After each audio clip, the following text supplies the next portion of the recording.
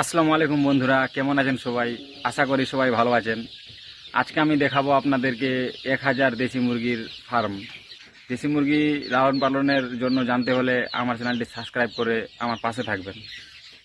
তো চলুন দেখে নেওয়া যাক দেশি মুরগি।